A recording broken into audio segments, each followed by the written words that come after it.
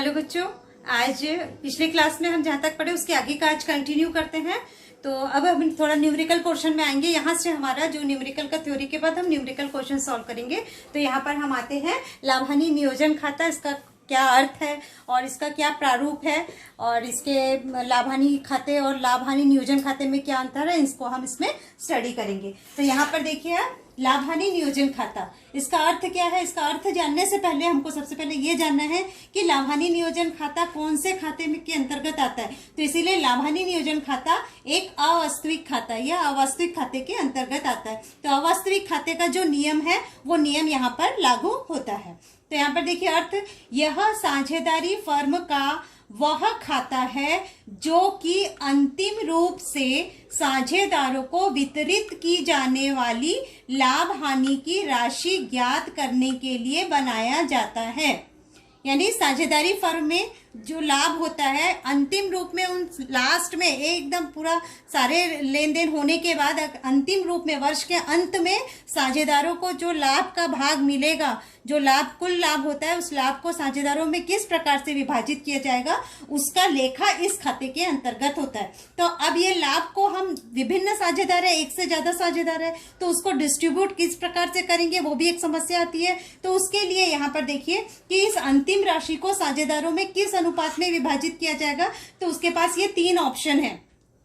ये पहला ऑप्शन है आपका, देखिए लाभ हानि अनुपात में, यानी ये जो लाभ की जो अंतिम राशि है उस अंतिम राशि को साझेदारी संलेख में जो भी लाभ हानि अनुपात डिसाइड किया रहता है या उल्लेखित रहता है उस अनुपात में इस अंतिम लाभ की राशि को यहाँ विभाजित किया जाता है। यदि मान लीजिए उनके साझेदारी संलेख नहीं बनाया है या फिर साझेदारी संलेख में उन्होंने लाभ हानि का अनुपात को उल्लेखित नहीं किया, उसके जगह उन्होंने ये डिसाइड किया है कि हम जो अंतिम लाभ की राशि होगी उसे हम पूंजी के अनुपात में विभाजित करेंगे। तो ये सेकंड ऑप्शन उनका यहाँ पर लागू होता है, उनके पूंजी के अनुपात में, उनके पूंजी यानी साझेदारों के पूंजी के अनुपात में। ये कौन सी पूंजी होगी?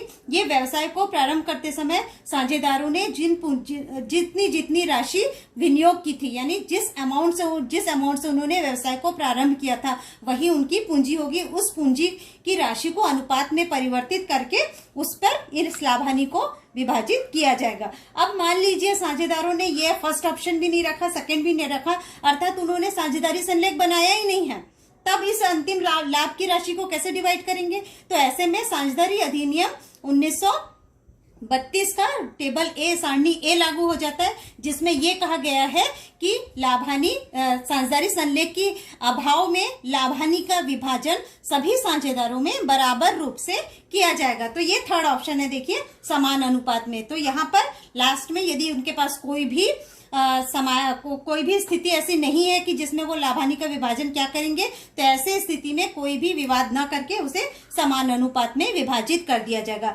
अब ये अंतिम लाभ की राशि को इन तीनों में से किसी भी एक अनुपात में विभाजित करके उसको साझेदारों के पूंजी खाते या चालू खाते में अंतरित कर दिया जाएगा। ठीक, क्लियर हो गया। अब देखते हैं कि ये लाभ हानि नियोजन खाता का प्रारूप क्या है, उसमें डेबिट क्रेडिट पक्ष में क्या लिखते हैं, उसमें खतौनी कैसे किया जाता है या पोस्टिंग कैसे की जाती है, इसकी जानकारी हमको अब आगे की स्लाइड में हम देखते हैं।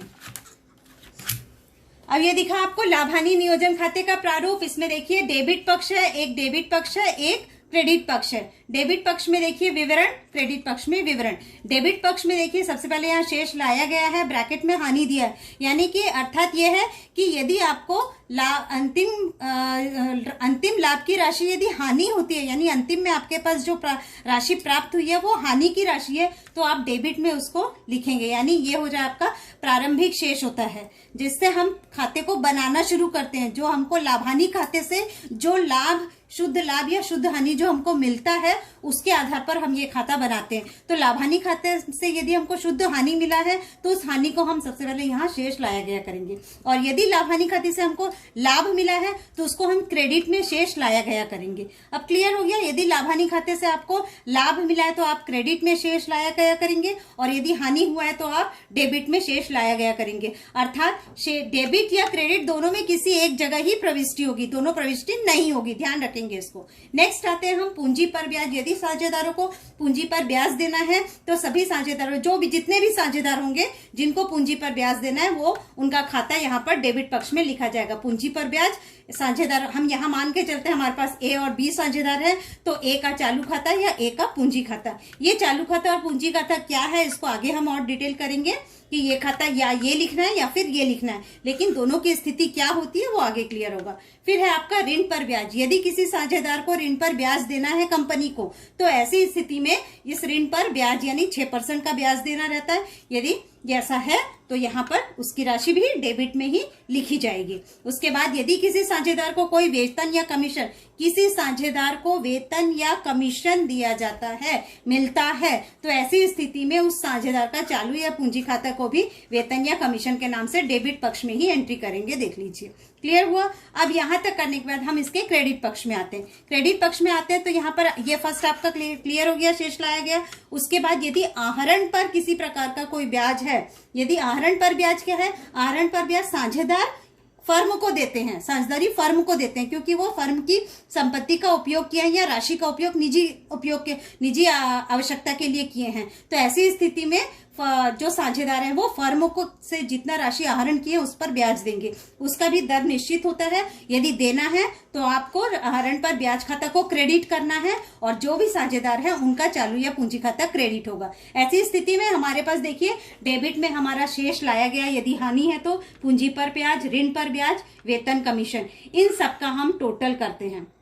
और क्रेडिट में शेष लाया गया, लाभ या हानि है उसका, और आहरण पर ब्याज है तो उसका टोटल। तो अब देखिए डेबिट का टोटल और क्रेडिट का टोटल। डेबिट का टोटल और क्रेडिट का टोटल करने के बाद हमको या तो डेबिट में राशि ज्यादा मिलेगी या तो हमको क्रेडिट में ज्यादा मिलेगी। यदि मान लीजिए फर्स्ट कंडीशन हम ये देखते हैं, यदि डेबिट की राशि ज्यादा है और क्रेडिट की राशि कम है, तो ऐसी स्थिति में हम डेबिट से क्रेडिट को माइनस करेंगे और इसमें हमको यहाँ पर जो राशि ज्ञात होगी वो राशि हमारी शेष होगी। तो ऐसी स्थिति में जो शेष मिलेगा हमको, उसको हम कहाँ लिखें, यहाँ देखिए डेबिट ज्यादा है, क्रेडिट कम है, तो कम के जगह में हमको और लिखना पड़ेगा, तब ये दोनों बराबर होंगे। तो ये जो शेष की राशि है उसको हम साझेदारों का चालू खाता या पूंजी खाता लिखेंगे, और वो हमको एक प्रकार से हानि होगी जो साझेदारों को उनके लाभ हानि अनुपात में विभाजित करके यहाँ पे प्रविष्टि की जाएगी। अब मान लीजिए यहाँ पर ये तो हो गया हमारा। अब यहाँ पर मान लीजिए हमारे पास सेकंड कंडीशन होता है, फर्स्ट होता है हमारा क्रेडिट ज्यादा है और डेबिट कम है। तो ऐसी स्थिति में क्या होगा हमारे पास, ऐसी स्थिति में डेबिट ज्यादा है तो डेबिट के टोटल से क्रेडिट के टोटल को माइनस करेंगे, तो यहाँ पर जो भी हमको शेष मिलेगा वो हमारे लिए लाभ होगा। अब यहाँ देखिए क्रेडिट ज्यादा है, डेबिट कम है, तो इसमें और लिख के इसके बराबर करना पड़ेगा। तो इसीलिए हम क्रेडिट के टोटल से डेबिट के टोटल को जब माइनस करेंगे तो वो हमारे लिए लाभ कहलाएगा, और उस शेष को हम यहाँ पर लिखेंगे। देखिए साझेदारों का चालू है पूंजी खाता, लाभ, और वो साझेदारों में उनके लाभ हानि अनुपात में विभाजित करके यहाँ लिखेंगे। इस प्रकार से दोनों तरफ का टोटल बराबर हो जाएगा और हमारा लाभ हानि नियोजन खाता कंप्लीट होता है। अब आपको मैं ये बताऊं कि लाभ हानि नियोजन खाता तो हमको समझ में आ गया, उसके जो हमारे कैलकुलेशन थे वो भी हमको समझ में आया। अब हमारे पास नेक्स्ट है कि ये लाभ हानि नियोजन खाता और लाभ हानि खाते में क्या अंतर है। अब देखिए यहाँ पर हमको ये दिखता है कि लाभ हानि नियोजन खाता और लाभ हानि खाते में क्या अंतर है। तो वो अंतर ये देखिए, पहला देखिए लाभ हानि खाता। लाभ हानि खाता हम हमेशा व्यापारिक खाते के बाद बनाते हैं, और लाभ हानि नियोजन खाता, लाभ हानि नियोजन खाता इस लाभ हानि खाते को बनाने के बाद बनाते हैं। क्लियर हुआ। उसके बाद देखिए सेकंड है लाभ हानि खाता शुद्ध लाभ ज्ञात करने के लिए किया जाता है, और इस शुद्ध लाभ को साझेदारों में वितरित करने के लिए लाभ हानि नियोजन खाता बनाया जाता है। उसके बाद है डेबिट पक्ष में, लाभ हानि खाते के डेबिट पक्ष में जितने भी व्यय होते हैं उनका भुगतान हमको करना अनिवार्य है, साझेदारों को उनका भुगतान करना अनिवार्य है। क्यों? क्योंकि यहाँ देखिए डेबिट पक्ष में जितने भी व्यय होंगे फर्म को, साझेदारी फर्म को लाभ हो या हानि हो उनका भुगतान करना अनिवार्य है, परंतु लाभ हानि नियोजन खाते में जो भुगतान है, जिन व्ययों का भुगतान करना है वह केवल लाभ की स्थिति में ही होता है, हानि की स्थिति में नहीं हो पाता है। फिर आता है देखिए लाभ हानि खाते का जो लेखा करने का नियम है, लाभानी खाते में हम जितने विवरणों को, मदों को लिखते हैं या जो व्ययों को लिखते हैं, वह उसका संबंध साझेदारी संलेख से बिल्कुल भी नहीं है। यानी लाभानी खाता बनाते समय साझेदारी संलेख का कोई भी संबंध नहीं होता है, वहां केवल डेबिट क्रेडिट या खातों के जो रूल्स होते हैं वो चलते हैं। साझेदारी संलेख का यहाँ पर किसी भी प्रकार का कोई आवश्यकता नहीं है और उसका पालन भी नहीं किया जाता है। परंतु जैसे ही हम लाभानी नियोजन खाता बनाते हैं, अब देखिए लाभानी नियोजन खाते में हमको सीधे से समझ में आता है कि लाभ को विभाजन करना है, किनको, साझेदारों के मध्य। तो उनको विभाजित करने के लिए हमको क्या करना है, एक लाभानी अनुपात होना है, और ये अनुपात कहाँ उल्लेखित होता है, ये अनुपात साझेदारी संलेख में उल्लेखित होता है। इसीलिए लाभानी नियोजन खाता बनाते समय साझेदारी संलेख का पालन किया जाता है, उसमें जो नियम उल्लेखित है उसी के आधार पर ये नियोजन खाते का लाभ को विभाजित करने के लिए बनाया जाता है। फिर देखिए इसमें प्रारंभिक एवं लाभानी खाते में प्रारंभिक या अंतिम आधिक्य नहीं होता है। लाभानी खाते को जब हम बनाना शुरू करते हैं तो सकल लाभ या सकल हानि से स्टार्ट करते हैं और शुद्ध लाभ या शुद्ध हानि में जाके वो खत्म हो जाता है, जिसको आप लोगों ने 11th क्लास में स्टडी किया होगा। परंतु यहाँ आके हम देखते हैं लाभानी नियोजन खाते में क्या होता है, उसी वर्ष का शुद्ध लाभ को हम प्रारंभिक मानते हैं और उसके विभिन्न मदों के व्ययों का भुगतान करने के बाद जो शेष राशि बचती है वह उसका अंतिम लाभ कहलाता है। तो इसमें प्रारंभिक एवं अंतिम जो आधिक्य या शेष होता है उसे दर्शाया जाता है। तो आपको अब ये क्लियर हो गया लाभानी नियोजन खाते या लाभानी खाते में क्या अंतर है, ये आपके लिए बहुत इंपॉर्टेंट क्वेश्चन है। अब हम आगे देखते हैं कि हमारे पास, हमने पिछले इसमें देखा कि लाभानी नियोजन खाते में, मैं आपको ये बताई कि लाभानी नियोजन खाते में हमको एक क्या दिखा, साझेदारों का चालू खाता और साझेदारों का पूंजी खाता दिखा, दो अलग अलग। तो हम अब इसको थोड़ा सा क्लियर करते हैं। तो यहाँ पर देखिए, यहाँ पे आपको दिखता है कि साझेदारों की पूंजी को दो भागों में विभाजित किया गया है। देखिए साझेदारों की पूंजी को दो भागों में विभाजित किया गया है। एक पहला है स्थायी पूंजी और दूसरा है परिवर्तनशील पूंजी।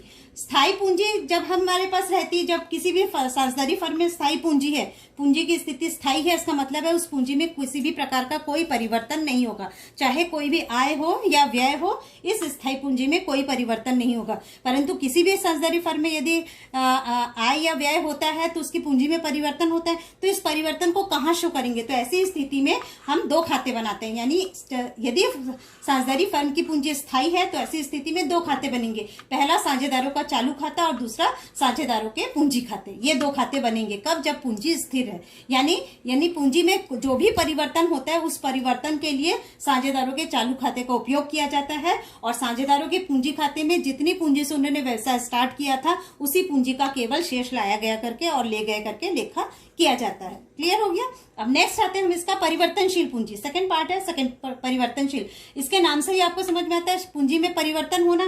तो जब हम पूंजी में परिवर्तन होता है तो देखिए यहाँ से एरो केवल साझेदार पूंजी खाते में, वो चालू खाते में नहीं गया है। तो परिवर्तनशील पूंजी होने से केवल एक ही खाता बनता है और वो है साझेदारों के पूंजी खाते। यानी इस खाते में जो भी परिवर्तन होंगे और साझेदारों की जो भी पूंजी से प्रारंभिक पूंजी है वो भी इसी में लिखा जाएगा, जिस भी प्रकार के आय और व्यय होंगे उन सबको इसमें लिखा जाएगा, और जो शेष होगा, अंतिम जो पूंजी का शेष होगा वो भी इसी खाते में लिखा जाएगा। क्लियर हो गया। अब इसको हम प्रारूप बना के थोड़ा समझते हैं तो आपको और ज्यादा क्लियर हो जाएगा। यदि पूंजी स्थायी या स्थिर पूंजी की दशा में, जब भी पूंजी स्थिर या स्थायी है, ऐसी दशा में साझेदारों के दो खाते बनते। देखिए एक चालू खाता, एक साझेदारों का पूंजी खाता। तो जब हम साझेदारों का पूंजी खाता बनाते हैं तो इसमें साझेदारों की जितनी पूंजी दी हुई है उसी को हम यहाँ पे क्रेडिट में शेष लाया गया करेंगे और यहाँ से लेकर उसको शेष ले गए करके उसको क्लोज कर देंगे। क्लियर। इसमें और कुछ भी समायोजन नहीं होगा। ध्यान रखेंगे, यदि पूंजी स्थिर है तो साझेदारों का जो पूंजी खाता बनेगा उसमें केवल शेष जो पूंजी है वही राशि शेष लाया गया करेंगे और उसे शेष ले गए करके क्लोज कर देंगे। इसमें कोई भी परिवर्तन नहीं होगा। अब यदि साझेदारों के द्वारा किसी भी प्रकार का कोई आय व्यय किया गया है तो उसका लेखा हमको किसमें करना है, उसका चालू साझेदारों के चालू खाते में करना है। तो ये क्या होगा इसमें देखिए, अब देखिए यहाँ शेष लाया गया करेंगे, उसमें यदि कोई आहरण है तो उसका लेखा डेबिट में होगा, आहरण पर ब्याज है उसका लेखा डेबिट में होगा, यदि लाभानी खाते में किसी प्रकार का कोई हानि है तो उसका लेखा डेबिट में होगा। और क्रेडिट पक्ष में जाते हैं, यदि लाभानी चालू खाते का क्रेडिट शेष बताया गया है तो उसको क्रेडिट में लिखेंगे, पूंजी पर ब्याज क्रेडिट में होगा, वेतन यदि किसी साझेदारों को वेतन मिलना है तो वो क्रेडिट होगा, कमीशन खाता क्रेडिट होगा, और यदि किसी प्रकार का कोई लाभ हुआ है तो वो क्रेडिट होगा। इसके बाद सेम वही आप देखेंगे, डेबिट और क्रेडिट में जिधर कम अमाउंट है उसको माइनस करके उसके अपोजिट साइड में लिख के दोनों को बराबर कर दिया जाता है। इसको हमेशा ध्यान रखेंगे। तो यहाँ पर एक चीज आपको मैं बात बता दूं, आप बार बार इसको ध्यान में रखेंगे जब भी आप खाते बनाएंगे तो ये आपको ध्यान में रखना है कि चालू खाते का डेबिट और क्रेडिट कोई भी शेष हो सकता है, तो जो शेष आपको बताएगा आपको उसी साइड लेके चलना है, पर पूंजी खाते का शेष हमेशा क्रेडिट होता है। इसके बाद हम देखते हैं लास्ट, जब हम परिवर्तनशील पूंजी है तब हम केवल एक ही खाता बनाते हैं और वो है साझेदारों का पूंजी खाता। इसमें देखिए, इसमें शेष लाया गया यानी पूंजी खाते का जो शेष क्रेडिट शेष है उसे लिखेंगे, उसके बाद पूंजी पर ब्याज लिखा जाएगा, किसी साझेदार को वेतन देना है वो लिखा जाएगा, कमीशन यदि किसी साझेदार को है वो लिखना है, और यदि किसी प्रकार का लाभ हानि है तो उसको यहाँ लिखेंगे। यहाँ पे लाभ लिखते हैं। और सेम इसके ऑपोजिट, यदि हम किसी साझेदार का कोई आहरण है तो उस आहरण को लिखेंगे, आहरण पर ब्याज को लिखेंगे, और किसी प्रकार की कोई हानि हुई है तो उसको डेबिट करेंगे। और उसके बाद सेम वही डेबिट और क्रेडिट के टोटल को मैच करके देखेंगे, यदि डेबिट में राशि कम है तो यहाँ से माइनस करके जो अमाउंट मिलता है उसको डेबिट में लिखेंगे, और यदि क्रेडिट में अमाउंट कम है तो यहाँ से माइनस पे जो राशि यहाँ है वो शेष ले गए दोनों तरफों के, ये क्लोज होता है। तो स्टूडेंट आपने देखा कि हमारा लाभानी नियोजन खाता और पूंजी में यदि हमारे पास पूंजी स्थिर है या पूंजी परिवर्तनशील है तो हम कौन कौन से खाते बनाते हैं, और नेक्स्ट वीडियो में हम इसके आगे के न्यूमेरिकल क्वेश्चन सॉल्व करेंगे। Thank you.